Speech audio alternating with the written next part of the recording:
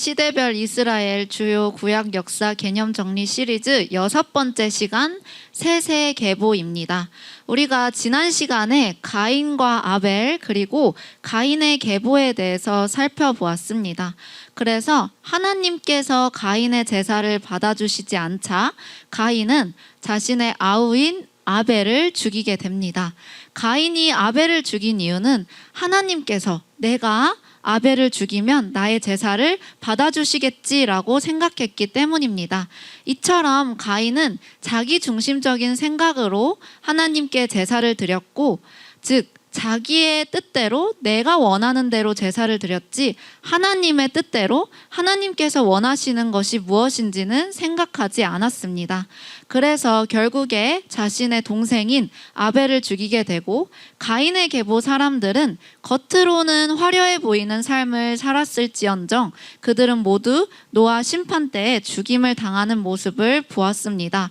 오늘은 우리가 셋의 계보에 대해서 살펴볼 건데, 하나님께서 셋을 통해서 어떻게 하나님의 크신 언약과 약속을 이루어 가시는지, 또 가인의 계보와 셋의 계보는 어떤 차이점이 있는지, 또 하나님과 동행하는 자들의 삶은 어떤 삶인지를 오늘 말씀을 통해서 알아보도록 하겠습니다. 네, 처음으로 이제 셋의 계보의 시작을 알아보도록 하겠습니다. 우리 창세기 3장 15절 말씀 같이 읽어보도록 하겠습니다.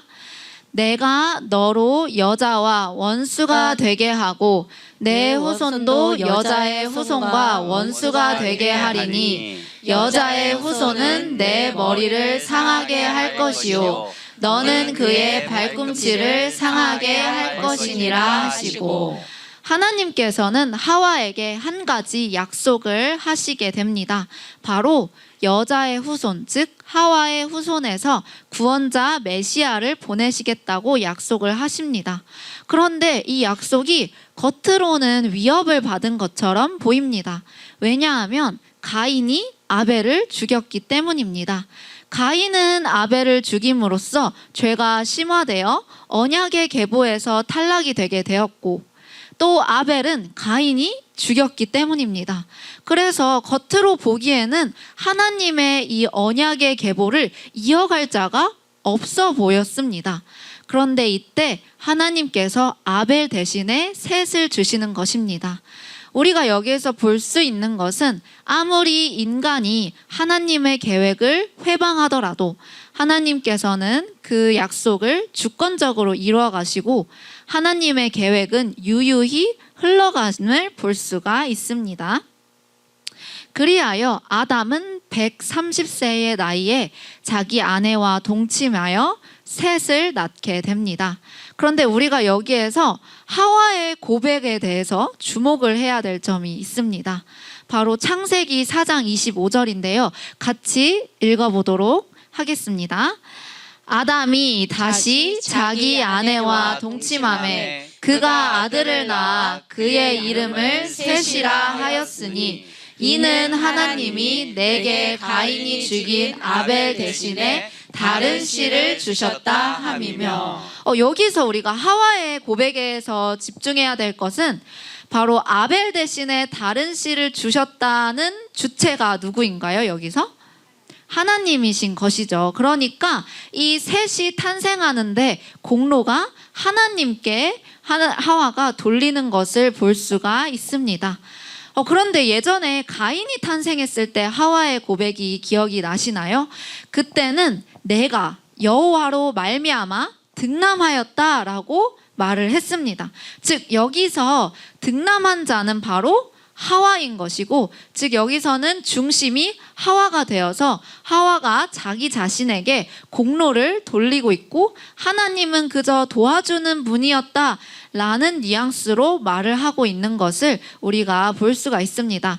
즉 셋이 탄생했을 때는 이 공로가 자기 즉 하와에게서 하나님에게로 전환됨을 통해서 이때 하나님의 질서가 세워지게 됨을 우리가 볼 수가 있습니다. 이렇게 하나님의 질서가 바로 세워지게 되니 의인의 계보, 셋의 계보가 시작이 되며 탄생이 되는 것입니다. 그래서 이제 창세기 5장부터는 아담의 계보, 셋의 계보가 쭉 펼쳐지게 됩니다. 우리 창세기 5장 1절과 3절 말씀을 다 같이 읽어보도록 하겠습니다. 이것은 아담의 계보를 적은 책이니라. 하나님이 사람을 창조하실 때에 하나님의 모양대로 지으시되 아담은 130세에 자기의 모양 곧 자기의 형상과 같은 아들을 낳아 이름을 셋이라 하였고. 네, 그런데 여기서 우리가 한 가지 의문이 드는 점이 있어요. 바로 셋도 아담의 아들이고 가인도 아담의 아들인데 이 아담의 계보에 셋은 적혀져 있지만 가인은 적혀져 있지 않음을 볼 수가 있습니다. 또한 이 창세기 5장 1절부터 3절 말씀은 아담의 계보인데 여기서는 하나님께서 사람을 창조하시고 또 하나님께서 그들에게 복을 주시고 사람이라고 일컬으셨다라는 식으로 시작이 됩니다. 즉 아담의 계보는 하나님으로부터 시작이 됨을 볼 수가 있습니다. 반면에 이 가인의 계보를 살펴보게 되면 가인이 여호와 앞을 떠나서 에덴 동쪽 놋 땅에 거주하는 것으로부터 시작이 됩니다.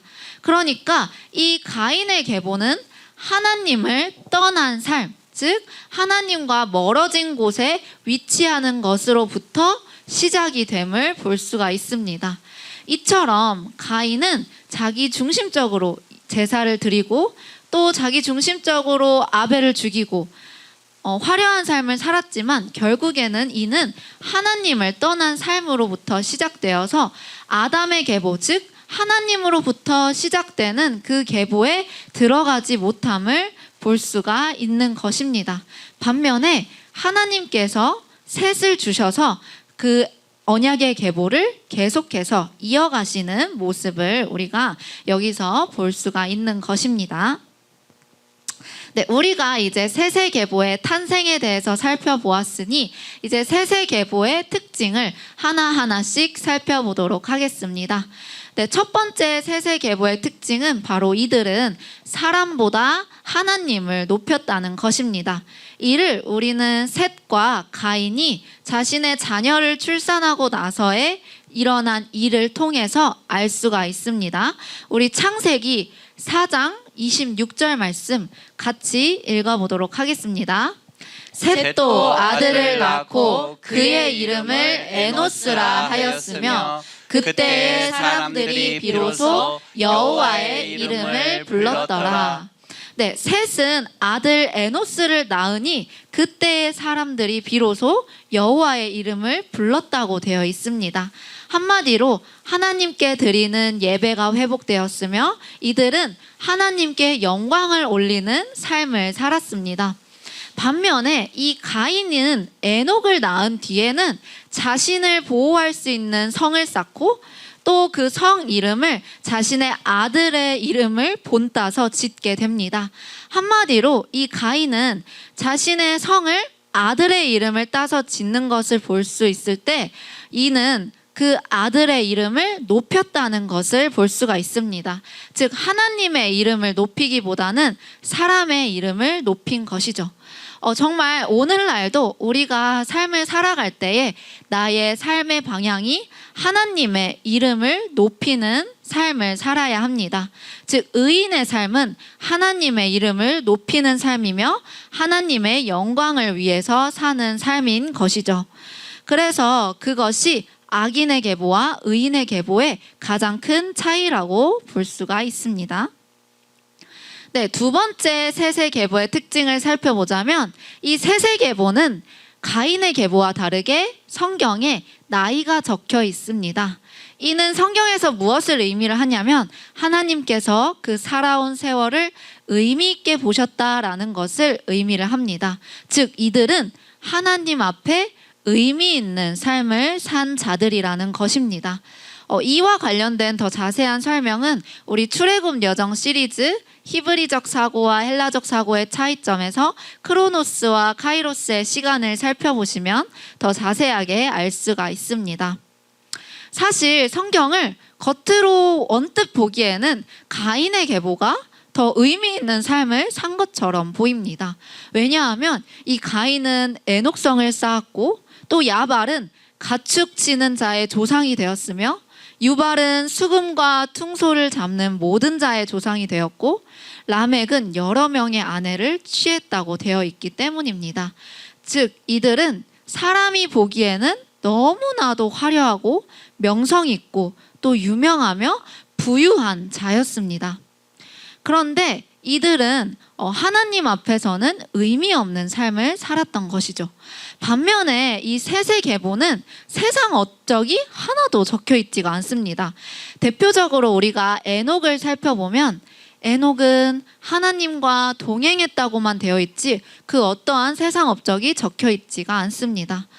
에녹은 사실 하나님께서 그가 죽음을 보지 않고 데려가실 정도로 정말 하나님께서 대단히 인정했던 사람인데 그 어떠한 세상의 화려한 업적이 적혀 있지 않습니다. 그래서 우리가 여기서 볼 수 있는 것은 하나님께서는 어떠한 세상적인 업적보다 하나님과 동행했는지 동행하지 않았는지를 더 중요하게 여기신다라는 것을 알 수가 있습니다. 그래서 이 가인의 계보는 세상적으로는 화려한 삶을 살았어도 그 성경에 나이가 적혀 있지 않음을 통해서 하나님 앞에서는 하나님께서 보시기에 의미 없는 삶을 살았다라는 것을 알 수 있고 세세계보는 겉으로는 화려하지 않을지언정 성경에 나이가 적힘으로 통해서 하나님 앞에는 하나님께서 보시기에 의미 있는 삶을 살았다는 것을 알 수가 있습니다. 우리가 사는 이 세상도 마찬가지라는 생각이 듭니다. 정말 세상적으로 화려한 삶은 하나님 앞에 큰 의미가 없을 수 있습니다. 하나님께서는 예배가 회복된 삶, 하나님과 동행하는 삶을 살 때 그 삶을 의미 있게 보시고 결국에는 형통한 길, 복된 길로 인도를 하시는 것입니다. 때로는 하나님과 동행하면 참 세상적으로 화려한 삶과는 거리가 멀어 보이기도 합니다. 저는 이모 치유 사역을 할 때 굉장히 이 세상적으로 화려한 삶을 그리워했습니다.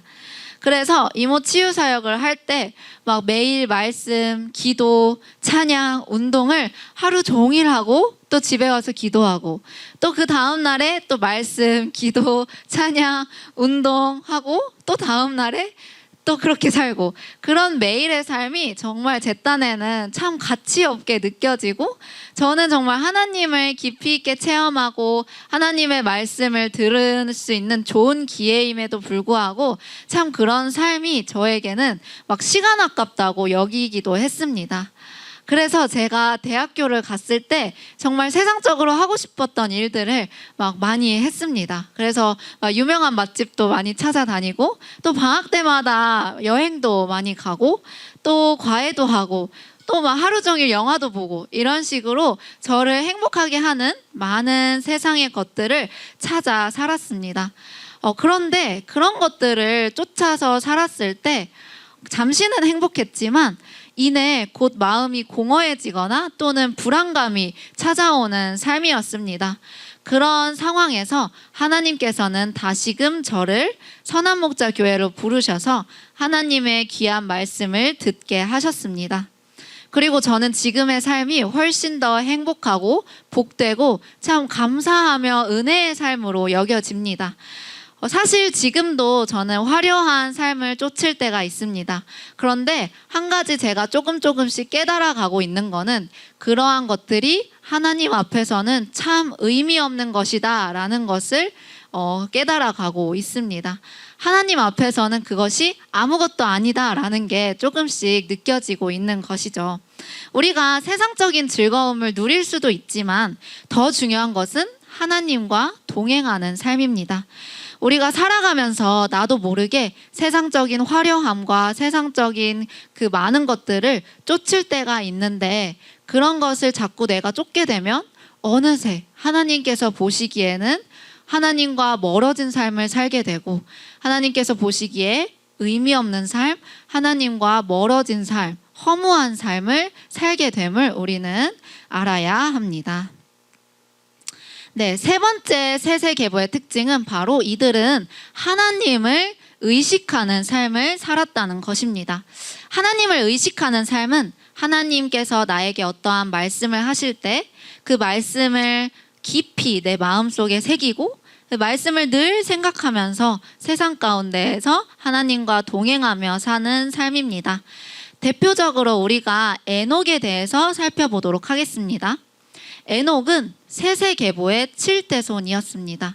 이 7은 하나님 나라의 완전수이기 때문에 이 에녹은 하나님과 동행하는 자들의 최종적인 모습이다라는 의미가 있습니다. 이 에녹의 이름의 뜻은 가르치는 자입니다.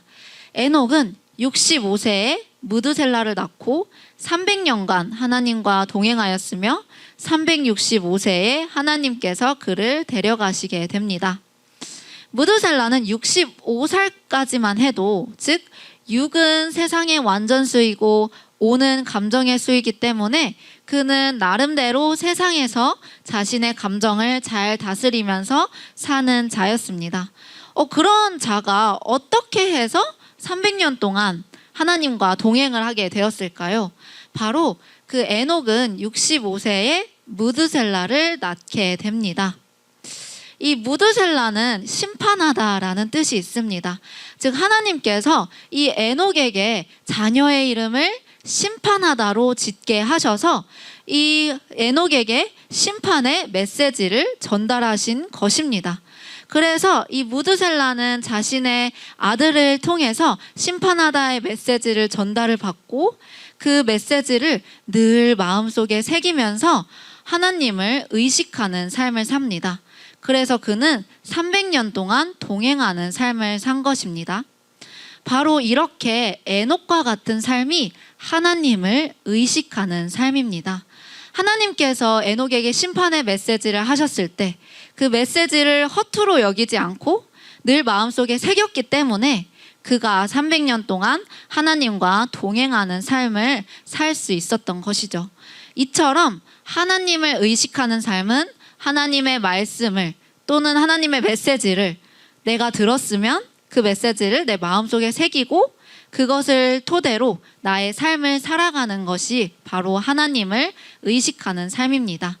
그래서 에녹은 300년 동안 하나님과 동행을 하게 되는데 에녹의 이름이 가르치는 자라는 뜻이 있는 것처럼 에녹은 300년 동안 하나님을 섬기는 법을 열심히 가르치고 또 자신이 가르친 대로 자신 또한 실천하면서 하나님과 동행을 하게 됩니다.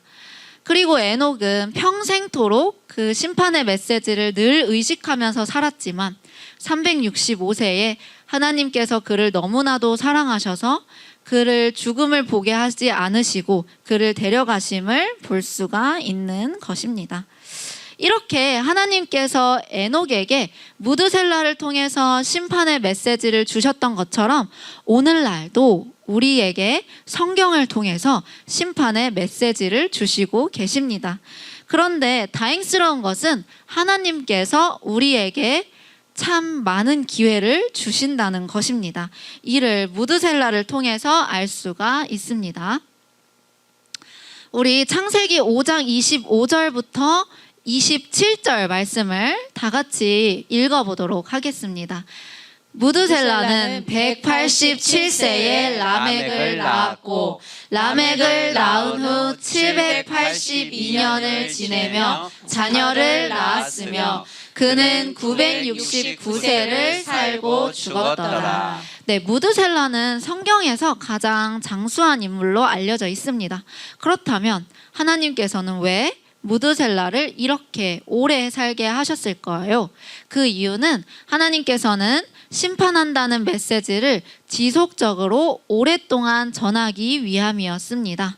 즉 하나님께서는 이렇게 심판의 메시지를 무드셀라를 통해서 오랫동안 전하게 하신 것입니다. 내가 길을 지나가다가 누군가의 이름이 심판이면은 한 번쯤은 생각을 해보게 되고 왜 하나님께서 이 사람의 이름을 심판이라고 지으셨지? 라고 내가 스스로 나도 모르게 생각을 하게 됩니다. 그렇게 하나님께서는 많은 사람들에게 오랫동안 이 심판의 메시지를 전달하신 것입니다. 이처럼 하나님께서는 은혜롭고 자비로우셔서 죄를 최대한 유보하시는 모습을 볼 수가 있습니다. 그리고 실제로 무드셀라가 죽은 해에 노아의 홍수 심판이 이루어짐을 봅니다. 하나님께서는 이 노아의 홍수 심판 때에 정말 오랫동안 심판의 메시지를 전하셨지만 정말 이 심판이 있을 때 구원을 받은 자는 노아와 노아의 그 가족뿐이었습니다. 우리의 삶 끝에는 분명히 심판이 있습니다. 우리가 그것을 알고 정말 하나님을 늘 의식하며 그 심판이 있음을 알아야 합니다. 그리고 그렇게 살았을 때 하나님께서는 에녹과 같이 또 노아와 같이 정말 하나님의 심판에서 구원을 해주심을 볼 수가 있습니다. 네 번째 세세계보의 특징은 바로 자신의 힘을 하나님과 동행하는 데 사용했다는 것입니다. 이 라멕은 777세를 살았고 그 뜻은 힘 있는 자라는 의미가 있습니다. 777세를 살았다는 것은 라멕은 하나님께서 보시기에 완전한 자였음을 우리가 볼 수가 있습니다. 사실 이 라멕은 세세계보에도 있지만 가인의 계보에도 있습니다.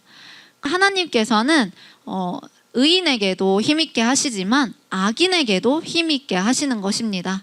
그런데 더 중요한 것은 이 힘이 있는 것도 물론 중요하지만 내가 그 힘을 어디에 사용하느냐, 어떻게 사용하느냐가 더 중요한 것입니다. 악인은 악한 일에 자신의 힘을 사용하지만 의인은 선한 일에 자신의 힘을 사용하는 것입니다.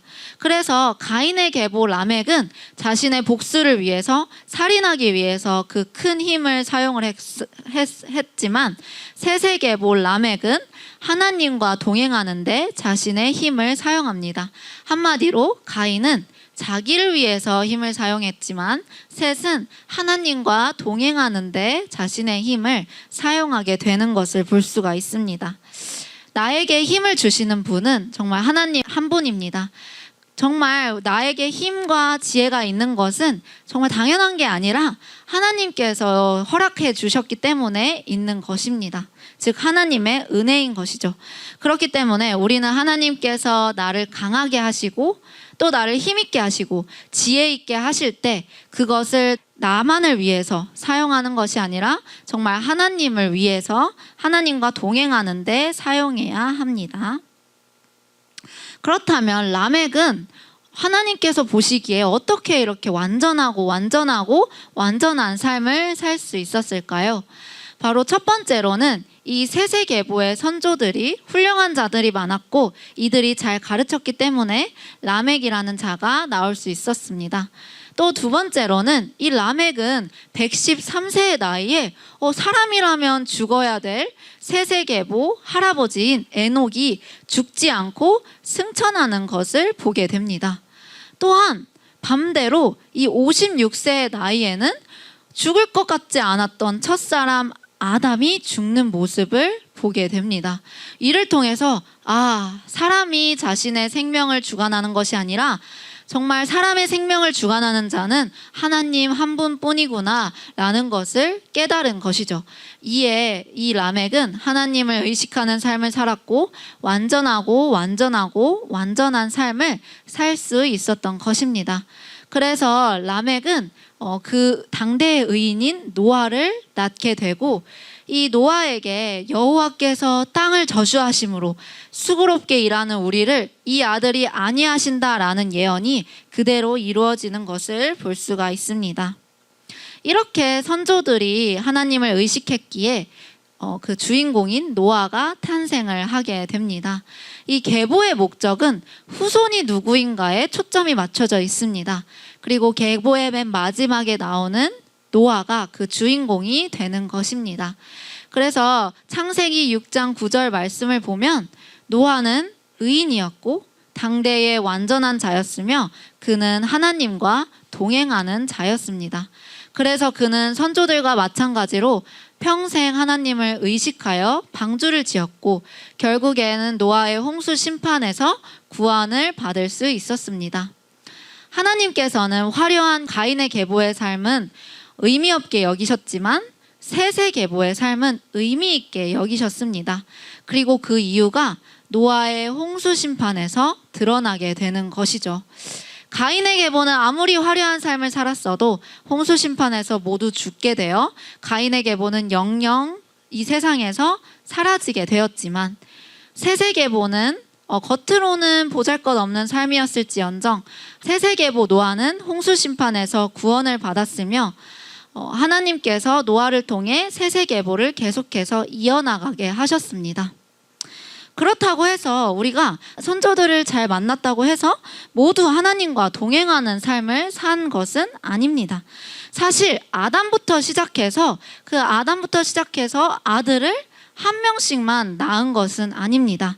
그런데 그 사람들 외에 그 계보에 적혀져 있지 않는다는 것은 그 사람들은 더 이상 중요한 사람들이 아니었다는 점을 의미를 합니다.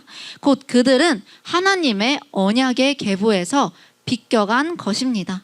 또한 홍수 이후에 노아와 그 가족만 살아남은 것을 보았을 때 정말 그들은 하나님을 떠났다라는 것을 알 수가 있습니다. 곧 아무리 좋은 선조를 내가 만났다고 해도 나의 믿음이 보장된 게 아닙니다. 즉 내가 부모가 좋은 신앙을 가졌다고 해서 자녀가 좋은 신앙을 가진 게 확정이다라고 할 수 없는 것이죠. 그래서 자녀는 자기 스스로 하나님 앞에 완전해지기 위해서 하나님과 동행하기 위해서 늘 깨어서 의식하고 노력해야 하며 부모는 자녀에게 좋은 믿음의 유산을 물려주기 위해서 정말 잘 가정에서 양육하고 가르쳐야 합니다. 네, 말씀을 마치도록 하겠습니다. 셋의 계보는 의인의 계보입니다. 즉 하나님과 동행하며 산 사람들의 계보라고 할 수가 있습니다. 자신들의 이웃 또는 사촌 또는 형제들이 하나님과 멀어진 삶을 살 때에도 그들은 꿋꿋이 하나님을 의식하며 동행하는 산 사람들인 것입니다. 그렇기 때문에 셋의 계보는 4가지 특징을 가지고 있었습니다. 첫 번째로 이들은 사람보다 하나님의 이름을 높였습니다. 두 번째로는 이들은 하나님께서 보시기에 의미 있는 시간을 보냈습니다. 그래서 화려한 가인의 삶은 하나님께서 보시기에 의미 없는 시간을 보냈지만 셋의 계보는 하나님께서 보시기에 화려하진 않아도 의미 있는 시간을 보냈습니다. 세 번째로는 이들은 하나님을 의식했습니다. 에녹은 하나님께서 심판의 메시지를 주셨을 때 그 메시지를 정말 허투루 여기지 않고 300년간 하나님을 의식하면서 동행하는 자였습니다. 네 번째로는 자신의 힘을 하나님과 동행하는 데 사용했습니다. 가인의 계보 라멕은 자신의 힘을 자기를 위해서 사용했지만 셋의 계보의 라멕은 하나님과 동행하는 데 자신의 힘을 사용을 합니다. 한마디로 가인의 계보의 삶은 세상이 보기에 좋아 보이는 삶입니다. 그래서 세상이 보기에는 좋아 보일지언정 하나님 앞에는 의미 없는 삶, 그리고 결국에는 심판에서 구원을 받지 못하는 삶입니다. 반면에 셋의 계보의 삶은 하나님께서 보시기에 좋아 보이는 삶이며 결국 하나님께서 형통함으로 또 복된 삶으로 인도하시는 삶입니다. 저는 소망하기로는 여기 계신 모든 분들이 화려한 가인의 계보의 삶을 살기보다는 세상적으로는 화려해 보이지 않아도 정말 하나님과 동행하며 의식하는 삶, 하나님께서 보시기에 의미 있는 삶을 사시는 여러분들이 되어 정말 복된 길, 형통한 길, 또 결국에는 천국으로 인도될 수 있는 길을 살았으면 좋겠습니다.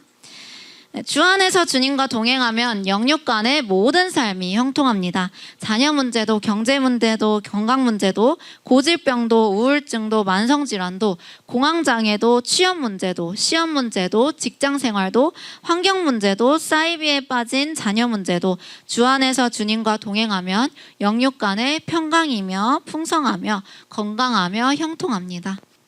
다음은 이스라엘의 구약 역사 개념 정리 시리즈 7번째 시간 노아의 홍수 심판 사건입니다. 이인숙 목사님의 축도로 예배를 마치도록 하겠습니다. 지금은 우리 주 예수 그리스도의 은혜와 아버지 하나님의 거룩하신 사랑과 날마다 승리케 하시는 성령님의 역사가 하나님을 의식하며 하나님과 의미 있는 삶을 살고 하나님의 늘 그 약속의 말씀을 늘 의식하며 하나님과 동행하는 삶을 살기를 원하는 우리 선한목자교회 성도들과 그 가족들 위해 이 나라 이 민족 위에 열방 위에 모든 선하신 일에 지금으로부터 영원토록 함께 있을지어다. 아멘.